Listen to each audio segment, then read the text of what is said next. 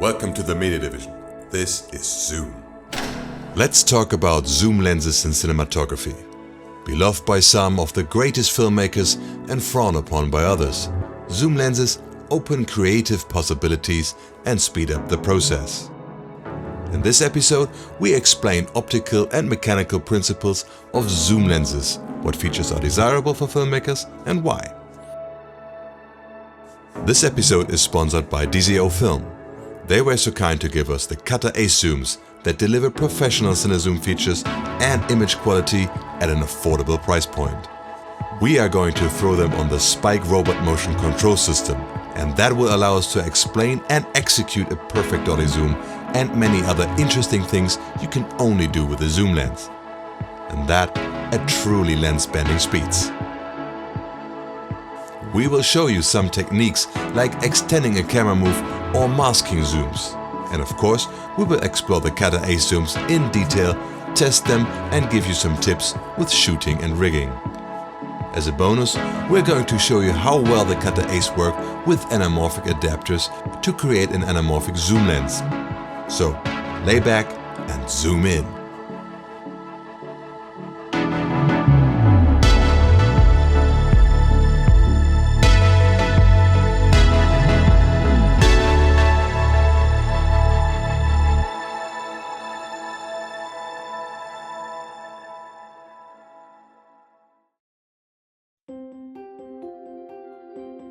Movement of the camera has been one of the key ingredients to storytelling since the dawn of cinematography.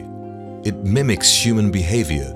We move closer to something of interest, to details, or we take a step back to get a bigger picture. Camera movement gives context and makes a shot more interesting. Movement can connect the audience to a character and allow them to dive deeper into the world of a story. Moving with a character heightens the empathy of the audience, and therefore it can create tension and horror. Camera movement is simply beautiful and lets the audience run along with the story. Zooms are different. In a zoom shot, the observer usually doesn't move, and therefore the perspective remains the same. Yet the subject gets larger or smaller. This is something that the human eye doesn't do, and that is why it can look unnatural. As the zoom is not moving your audience closer or further away from an actor or an object, it is perceived as something different, something internal rather than external. The human eye cannot zoom, but vision as a whole can switch attention to different parts of the scene. A zoom can resemble that mental focus or defocus. A zoom can give a scene another dimension, even if it's so slow that it's only apparent when the scene is watched speeded up. It can keep a long take interesting while leading to a point of interest. Such a mental focus is not instinctively mistaken as a first-person view of somebody moving through the scene, which would lead to a completely different story. A zoom can be used to give context, like it can help to understand a location without having to cut to another shot or having to move the camera in potentially impossible ways. In a scene where there's little context to give away the change in perspective, the difference between a zoom and a dolly might not be obvious, and therefore it can be an alternative to movement for practical reasons. A zoom can be used to enhance a limited dolly jib or crane range. Zoom lenses allow a filmmaker to use very unique effects that are virtually impossible to pull off without a zoom lens. The unnatural nature of zooms can be used to disorientate the audience. Alfred Hitchcock and Steven Spielberg used the dolly zoom effect extensively. Quentin Tarantino is notorious for his crash zooms. And of course, Stanley Kubrick is famous for his use and love of zoom lenses in most of his iconic movies. Zooms can even help to give footage the feel of authenticity, as it is extensively used in live broadcasts or by amateurs. Of course, there are many reasons to use zoom lenses that go beyond aesthetics. Zoom lenses have a place in all applications where there's no time for changing the setup. The versatility of zoom lenses comes with downsides. it usually means that zoom lenses have complex designs using more elements and complicated mechanics. To design a zoom lens that can keep up with primes is quite a feat, and they will be much heavier and larger than most prime counterparts, which of course will make them more expensive at the same time. Still, with the high prices of Cine primes, there's always the thought that you might get away by buying a single zoom or maybe two instead of a whole set of primes, making the zoom approach a relative bargain.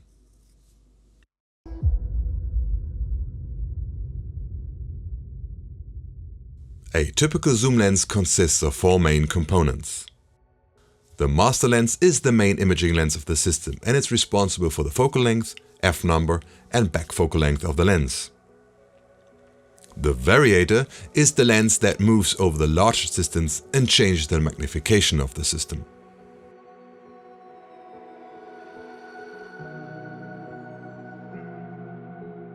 The focusing lens is used for focusing from infinity to close focus. The compensator compensates the focal point of the system when the variator changes the magnification.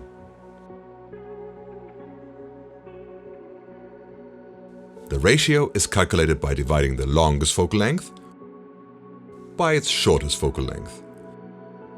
If a zoom lens has a 50 to 100 mm focal length, the ratio is 2 to 1 or 2x. If a zoom lens has a 50 to 200 mm focal length, the ratio is 4 to 1 or 4x, and so on. As a rule of thumb, you could say that the wider the range of a zoom is, the larger and heavier it gets, or the slower it gets.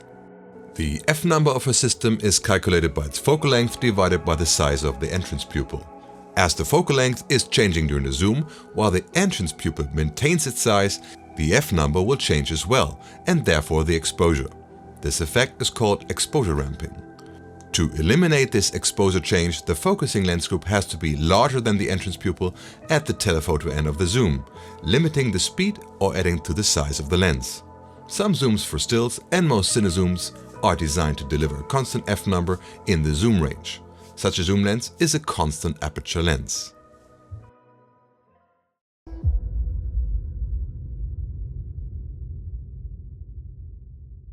A parfocus zoom lens is a zoom lens that will hold the focus throughout the zoom range, meaning that an object that is in focus stays in focus during zooming. Most cine zooms are parfocal, and it's virtually impossible to zoom in and out in one take and have your subject in focus if your zoom is not parfocal. Most still zooms are not designed to be parfocal and therefore varifocal. Crash zooms mandate a parfocal zoom lens. As a side effect, this can also be used as an optional punch-in for extra accurate focus. Technically, it's the compensator group that makes it possible. There are optically and mechanically compensated zooms. For mechanical compensators, the movement of the compensator is non-linear and cannot be tied to other groups. Therefore, it requires additional complex mechanics. Controlled breathing is a feature not limited to zoom lenses, but important for cine lenses in general. Breathing is a zoom effect that happens as the effective focal length is changing during focus. Especially ramping focus from infinity to close causes significant changes in framing. With longer focal length, the breathing becomes more noticeable as the traveling distance of the lens elements gets longer. Most cine lenses are designed to mitigate breathing.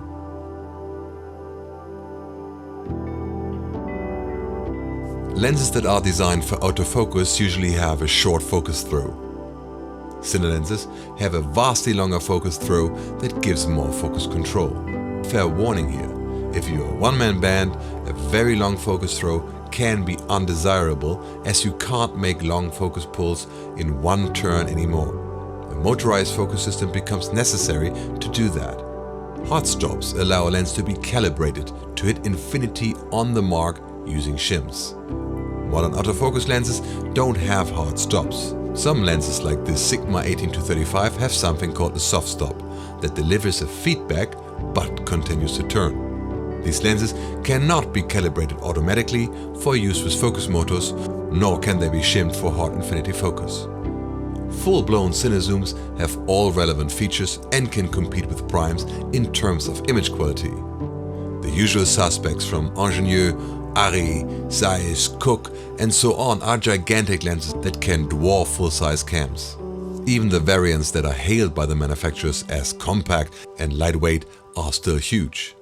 Ingenieux's budget option, the EZ 22-60mm, weighs 2.1 kg and still costs $14,000. So, is there something reasonable in terms of weight and price for owner-operators, still delivering a good range, speed and image quality?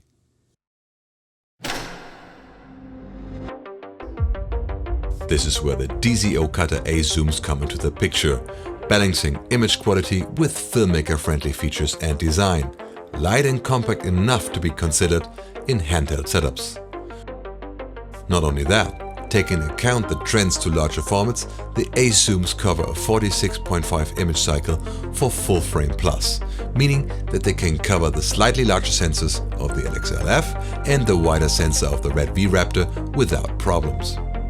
There are two Catta ACE Zoom lenses, one with 35-80mm range and one with 70-135mm range. Both offer fast constant T2.9 speed. The ACE Zooms are built from metal and feature a user-interchangeable mount with PL and EF mounts in the box and optional LPL mount. They weigh 1.6 kg for the wide zoom and 1.7 kg for the telezoom. They can be bought separately for $3,900 a piece or as a bundle for $7,500. The lenses themselves have a great high-end look, the perfect mix of a sturdy professional feel and gear fetish.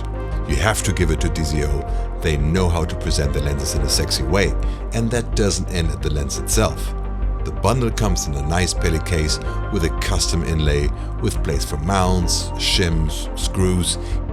If you have gas, the DZO Catta ACE could be your Waterloo. Let's get a bit more into details. Both lenses feature geared focus, zoom and iris rings, 240 degrees long focus throw, a 100 degrees zoom throw and an 80 degree aperture throw. 20 lenses in 15 groups, an 80mm front diameter with 77mm filter threads, and a 16-blade iris gives an almost perfectly round aperture with a nice bokeh from T2.9 to T22. DZO produces another pair of very similar Catta Zoom lenses that don't have the ACE demeanor. These lenses have very similar specs to the Catta ACE and also offer a drop-in filter system, but are optimized for short flange mounts and offer mounting options for E, RF, L, X, Z. As we use a lot of camera systems from different manufacturers including high-speed cameras, we definitely prefer the Catta ACE to the Catta Zooms as they will not lock you into a specific mount, also allowing you to use high-end cameras like an Alexa or the Phantom VEO 4K that you see here. Specs and looks are only skin deep, so let's make some use of the DZO Catta ACEs. First, we give you a basic test, and then we show you some zoom techniques, including some high-speed action followed by the anamorphic test.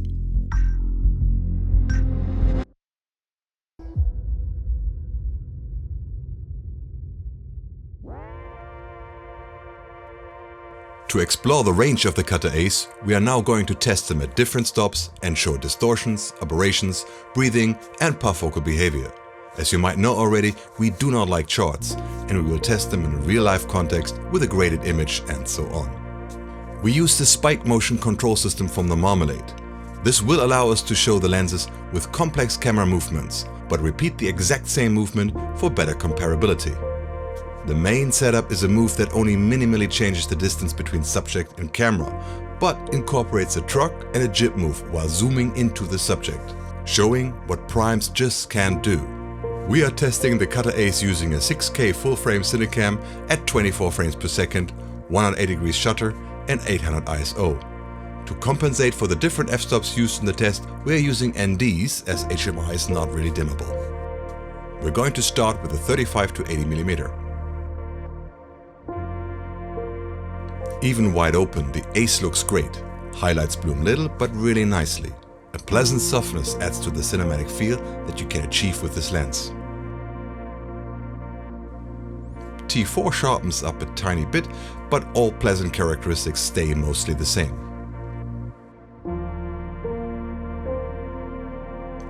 T8 gets really sharp with a ton of details if you want to dissect your image. Closing further would start to show refractions with 6K resolution.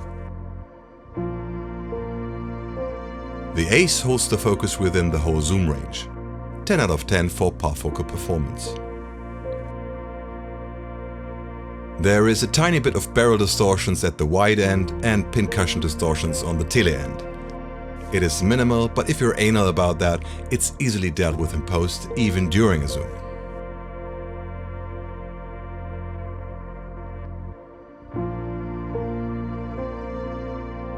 Breathing is virtually non-existent at the wide end.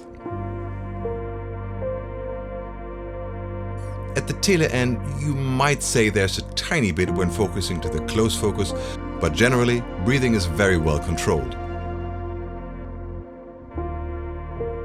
Zooms can have a lot of specular flares as they have so many elements. Keep in mind we have to use ND so we don't have to change lighting in the setup. So this test will tell you more about specular flare than about veiling flare.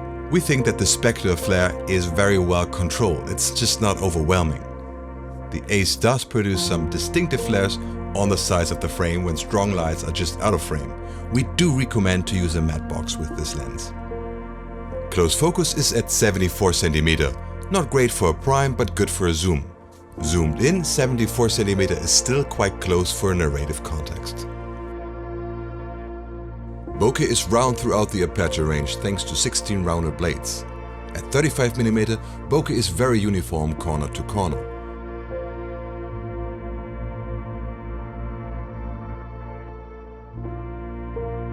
After zooming in to 80 mm, we see that bokeh gets distorted off center. Please forgive my dirty sensor, it's not related to the lens. Let's move on to the longer ACE sibling. The story repeats itself closely. Wide open, the ACE looks great with a tad of cinematic softness. And the focal plane was a little bit too far back on the last position. T4 sharpens a bit, but all pleasant characteristics stay mostly the same. At T8, the ACE gets the bite that looks great on natural science docus, but isn't popular among talents older than 12. To our embarrassment, we missed focus on the parfocal test, showing how important it is to focus zoomed in. But in this crash zoom you can see that the ACE is spot on. Again, there's a tiny bit of barrel distortion at the wide end and pincushion distortions on the tele end, but it's not even worth mentioning.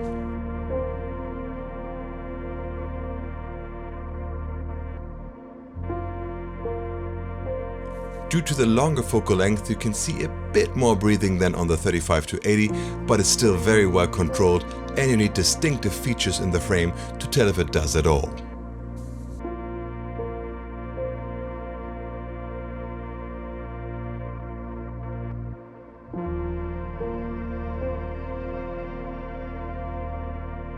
The specular flares are less noticeable compared to the 35 to 80.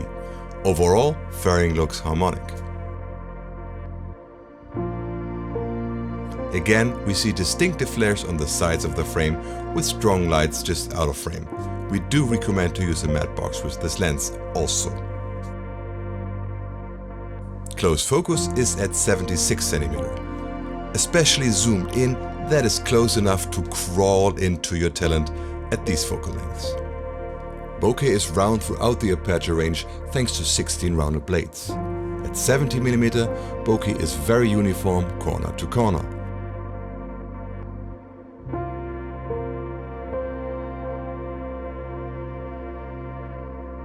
Again, after zooming into 135 mm, we see that bokeh gets distorted off center. After the more technical stuff, we earned ourselves some fun. Let's explore some zoom techniques.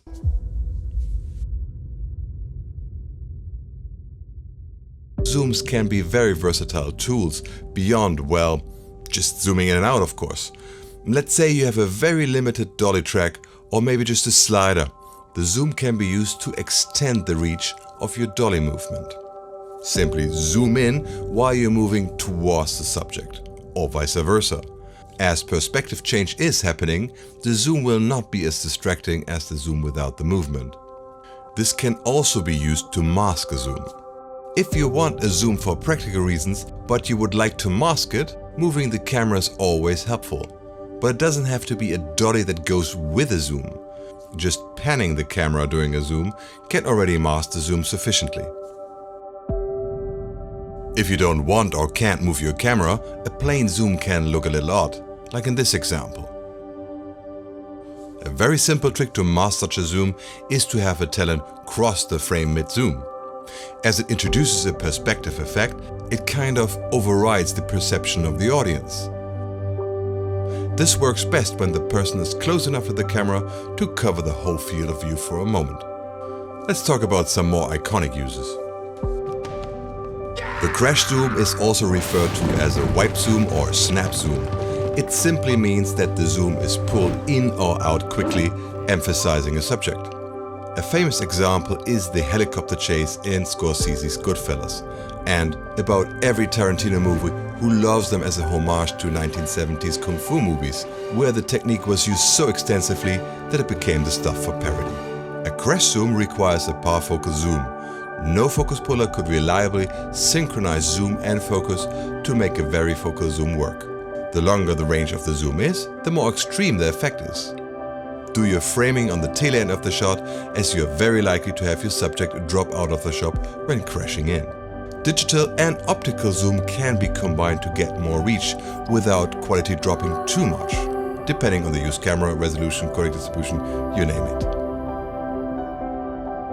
The next technique is a bit more challenging, but surely the most iconic. The dolly zoom is also called the Zolly or the vertigo effect after the initial use of the technique in Hitchcock's Vertigo, making the protagonist struggle with heights accessible. The dolly zoom can be found in many movies ever since, often used to display a moment of overwhelming realization, an altered state of mind, or an overwhelming sensoric experience.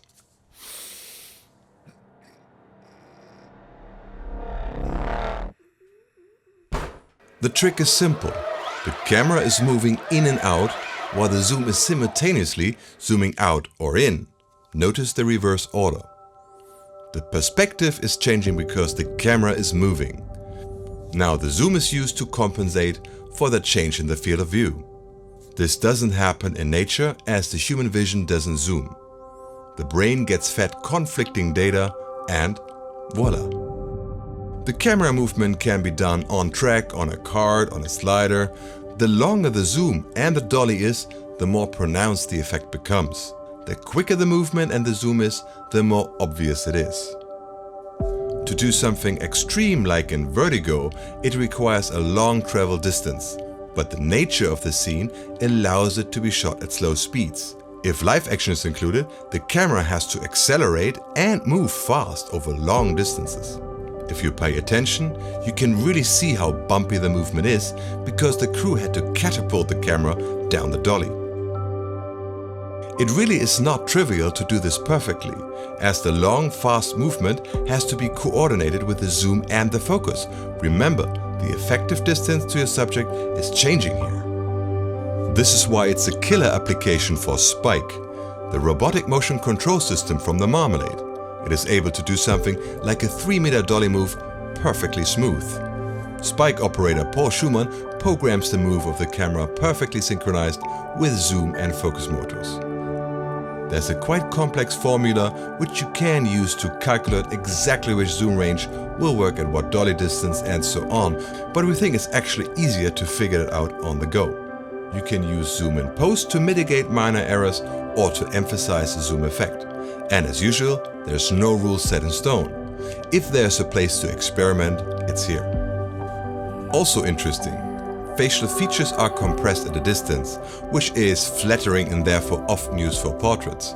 Close to the subject, this is turned around. With a dolly zoom, you can see how both effects morph into each other in real time. Nice execution but boring subject. We can do better. Also, we have a Phantom VO 4K here. Spike gives us something that Spielberg and Hitchcock were missing: speed.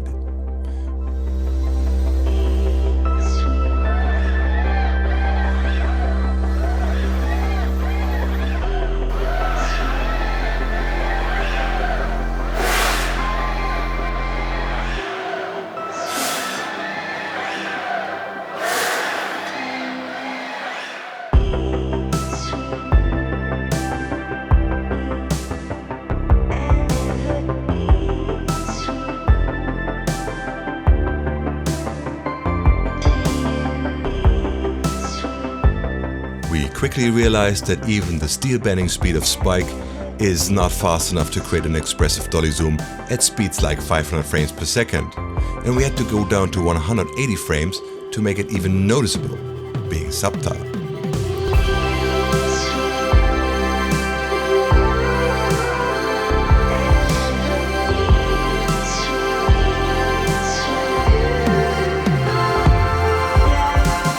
Same is true for our second approach with confetti, trying to give the eye more layers to perceive the change in perspective. While the dolly zoom is a bit underwhelming in the high-speed context, it just wouldn't be us if we didn't try. Super slow motion is always interesting, and the scenes look good as our chapter backgrounds. It shows that the aluminum alloy of the DZO Catta ACE is sturdy enough to survive being shot out of a cannon, not to mention the torture of zoom and focus gears. So it was definitely worth some extra housekeeping and some involuntary epilation.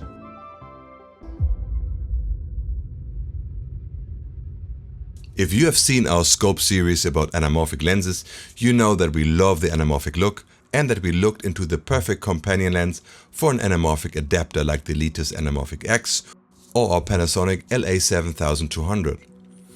The problem with anamorphic elements is, of course, that they need to be focused by themselves when no varidiopter is used, and given 35mm focal length on full frame, that diopter would be a massive piece of glass. Still, as the Catta ACE are parfocal, you should be able to zoom in and out and still hold on to your focus. Theoretically. Let's find out.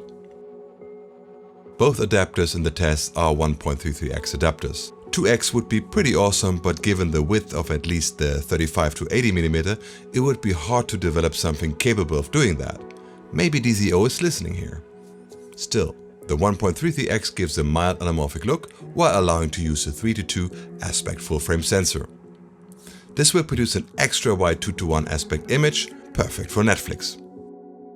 Both adapters can handle the wide field of view of 35mm even when full-frame open gate is used. But the Anamorphics does a much better job, especially towards the side of the frame. The LA7200 shows strong anamorphic flares, while the Anamorphics does only if you really force them. Neither of the adapters is optimized for longer focal length, and it's to be expected that it will deteriorate when we put them on the 70 to 135. As you can see, 70mm is still very good, but when we zoom in, the quality starts to drop. I would say you get good results till about 100mm, and from there it gets unusable very quickly. The LA7200 really doesn't play nice with a longer focal length, and we don't really need to bother you with the results.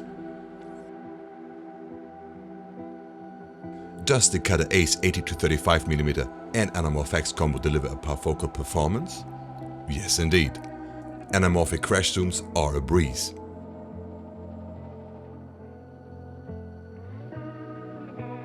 As you see here, if you move out, you will have to focus the Anamorphics quite quickly.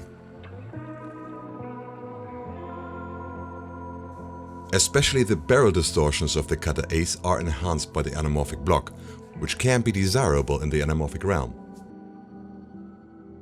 You might think that the anamorphic results are nothing great, but we can assure you, from all the zooms that we tested in this context, the Catta ACE 35 to 80mm gives you the best results. So what's our resume here? During our test, we had the opportunity to really discover what the DZO Catta ACE are capable of. Mechanically, these lenses are top-notch and they deliver just the right resistance for smooth and easy operation. Spike had no problem to calibrate the lenses and to turn focus and zoom at lightning speed. Breaking the sonic barrier didn't break the lenses, thanks to the sturdy aluminum. We are sure that these lenses will still look and function perfectly when all humans are gone and the planet is ruled by squirrels. If one uses the zooms for behind-the-scenes stuff and similar projects, the lens will add to the weight of your setup and it will get heavy in the long run. We definitely recommend to use it in combination with a support system, like for example an easy rig or a vest arm system. We really like the tilt-to-float camera support system that even allows you to do some simple moves. The image that the Catta ACE produce are gorgeous and clean, but not sterile, just the way we like it. The Catta ACE don't have to hide behind prime lenses. On the wider ends you can get a tiny bit of distortions, but those are an easy fix in post, even in zoom shots. The large format coverage makes the lenses a safe investment for the future, even if you're shooting on a smaller format at this time. The flares can look interesting, but they also tend to produce bleeding flares, so a matte box can be advisable. The Tilter Mini Matte box fits perfectly and adds next to no weight. For anamorphic adapters, the 35 to 80 Catta ACE works as good as it gets. Much better than the photo zooms we tried in the past. Especially the Anamorphics fits the ACE beautifully. If you are someone that has the need for a Cine zoom, the Catta ACE is a great option for a price that puts them in reach for owner-operators. They're definitely a good product, and would we recommend the DZO Catta ACE? Yes. I would like to thank the collaborators for this episode. Paul Schumann, the gifted spike operator, for all his work and the energy he put into this and other projects that are yet to come. Marie, for shooting behind the scene material, being our stand-in, and for generally being helpful on set. The Marmalade for letting us use their studios and the awesome Spike motion control system. And we will also like to thank DZO for sponsoring this episode.